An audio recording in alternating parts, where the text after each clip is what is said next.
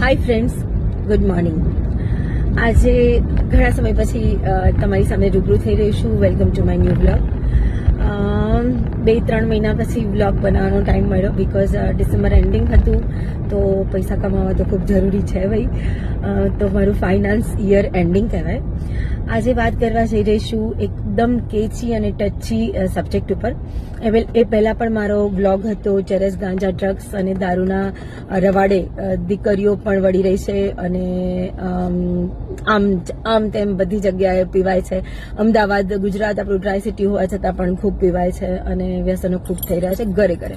બીજો મારો વિષય હતો કે પુરુષો પાસે કામ નથી અને જીગલો બનવા માટે પણ લોકો ત્યાં સુધી બી પહોંચી જાય છે કે ભાઈ મને એના માટે બી કંઈક કામ મળે કે જેથી પત્નીઓના ટોન્ટ ના સાંભળવા મળે. આજે વાત કરવા જઈ રહી છું લિવિંગ રિલેશનશીપની.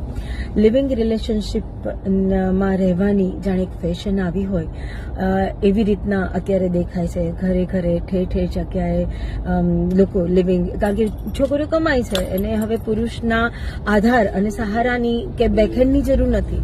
હવે એને સેક્સની જરૂર હશે કે વોટેવર, કે ભાઈ એની સાથે મેરેજ ના કરવા પડે, રિસ્પોન્સિબિલિટી ના નિભાવવી પડે, કે ભાઈ છોકરાની બચ્ચાઓની મમ્મી બનવા પૂરતી જ પોતાની જિંદગીને સીમિત નથી રાખવી. એવા વિચારો સાથે લોકો લિવિંગ